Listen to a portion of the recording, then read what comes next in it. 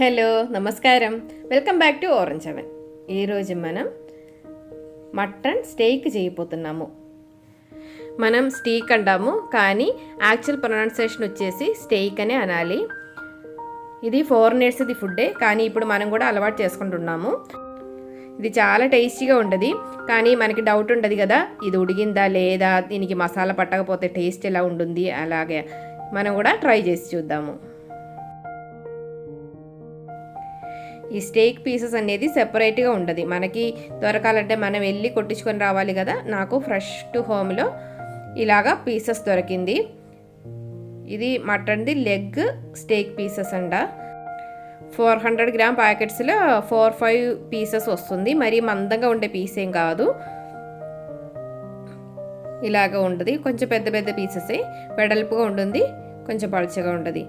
మనం ఇది మంచిగా వాష్ చేసుకొని తీసుకోవాలి. నేను ఒక 3 పీసెస్ తీసుకొని స్టేక్ చేయబోతున్నాను.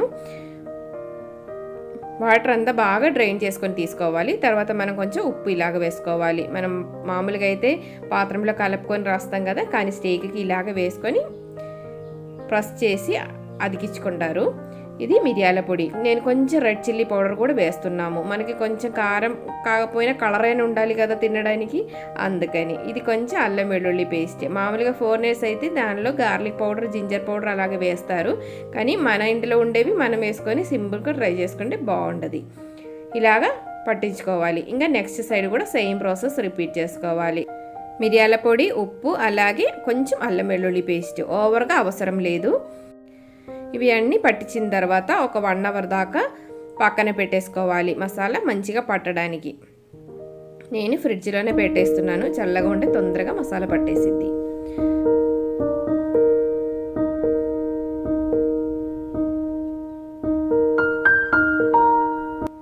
ఒక కడాయిలోకి కొంచెం బటర్ని వేసేస్తున్నాను. నేను హోమ్మేడ్ బటర్ వాడుతున్నాను. మనకి మామూలుగా అయితే ఉప్పు ఉండే బటరే దొరికిద్ది, అందుకని కొంచెం జాగ్రత్తగా ఉప్పు రాసేసుకోవాలి. ఇది కొంచెం మెల్ట్ అయిన తర్వాత దానిలోకి ఈ స్టేక్ పీసెస్ని పెట్టేసుకోవాలి.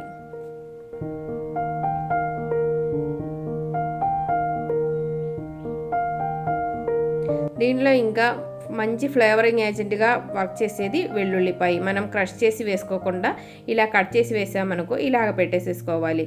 ఇది ఉడిగి కొంచెం బ్లాక్ అయ్యే కొద్దీ దాని ఫ్లేవర్ కరెక్ట్గా వస్తుంది. కరెక్ట్గా 5 మినిట్స్కి సైడ్స్ అంతా వైట్గా వస్తుంది కదా, ఉడిగినట్టు ఉండదు. అప్పుడు మనం ఇలా తిప్పేసేసుకోవాలి. మన స్టేక్ అనేది ఎక్కువసారి అటు ఇటు తిప్పుకోకుండా ఫ్రై చేసుకోవాలన్నమాట. కానీ మనకి ఉడిగిందా లేదా అని తెలియాలి కదా, అందుకని నేను ఒక 2 సార్లు అటు ఇటు తిప్పుకున్నాను. ఒక 10 to 12 మినిట్స్ మనకి ఉడకడానికి టైం పట్టింది. కొంచెం కలర్ వచ్చిన తర్వాత నేను తీసేసుకున్నాను. యాక్చువల్లీ అయితే వాళ్ళు ఇంత ఉడకనివ్వరు, కానీ మనకి కొంచెం తినాలి అని అనిపించాలంటే కొంచెం ఉడిగి మసాలాలు కలర్ అన్నీ బాగుండాలి కదా, అందుకని మన ఇష్టానికి మనం ఏదే ఫుడ్ అయినా అడ్జస్ట్ చేసేసుకోవాలి. ఇప్పుడు ఇదే సేమ్ కడాయిలోకి నేను ఒక పెద్ద పొటాటోని స్లైస్గా కట్ చేసుకొని వేసేస్తున్నాను. ఇది దీంట్లో ఉండి ఉడగాలి. దీంట్లోకి కొంచెం ఉప్పు, మిరియాల పొడి వేసుకొని ఉడిగించుకోవాలి. ఆల్రెడీ ఈ బటర్లో కొంచెం ఉప్పు ఉంటుంది కాబట్టి నేను తర్వాత వేస్తున్నాను. ఉడిగిన తర్వాత అంటే లైట్గా ఫ్రై అయిన తర్వాత ఉప్పు, మిరియాల పొడి చూసుకొని వేసుకొని దించుకోవడమే. అది కూడా రెడీ అయిపోయింది.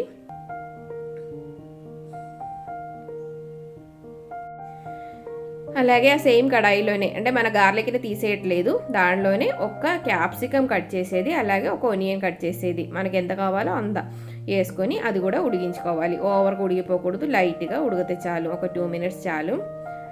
ఒకసారి మూత పెట్టుకొని ఉడిగిస్తే సరిపోయిద్ది. దాంట్లో కొంచెం ఉప్పు, అలాగే మిరియాల పొడి కూడా వేసుకోవాలి. కొంచెం బటర్ వేసేస్తున్నాను. ఆల్రెడీ పొటాటో ఉడిగేసరికి ఉండే బటర్ అంతా అయిపోయింది, అందుకని ఒక 2 మినిట్స్ ఇది కూడా ఉడిగించుకొని తీసుకోవాలి. ఓవర్గా ఉడిగిపోకూడదు. ఫారినర్స్ది ఒక కాంబో మీల్ అనమాట ఇది. మనకి అన్నం లేకపోతే కడుపు తింటది కదా, కానీ ఇలాగ కూడా ట్రై చేసి చూసుకోవచ్చు. వెజిటేబుల్స్, మీట్ కలిపి తింటే మనకి హెల్త్కి బాగుంటుంది. కానీ ఓన్లీ నాన్ వెజ్ వరకు తింటే అంత బాగోదు కదా, వాళ్ళు అలాగే తింటారు. మనం కూడా ఇలాగ ట్రై చేసి చూద్దాము. కానీ ఏం తక్కువ లేకుండా కడుపు నిండిపోయింది, మంచిగా ఉంటుంది, బాగుంటుంది. ఇప్పుడు దానికి సైడ్ డిష్గా నేను కొంచెం మయోనైస్ కూడా సర్వ్ చేస్తున్నాను. వాళ్ళైతే చాలా రకాలు మష్రూమ్ సోసు, అలాగే చిమ్మచూరి సోసు అలా అంటారు. ఇలాగే మనం సర్వ్ చేసుకోవచ్చు. అంటే సింపుల్గా మైనైస్తో పాటు మనం సర్వ్ చేసుకోవచ్చు. మైనైస్ అంటే సింపుల్గా మన ఇంట్లోనే చేసుకోవచ్చు కదా. నేను ఆల్రెడీ మైనైస్ వీడియో అప్లోడ్ చేసి ఉన్నాను, లింక్ డిస్క్రిప్షన్లో ఇస్తాను. ఇలాగ అందరూ ఒకసారి ట్రై చేసి చూడండి. అందరు హెల్తీగా ఉండండి, హ్యాపీగా ఉండండి. Thanks for watching. Orange continuous. By by.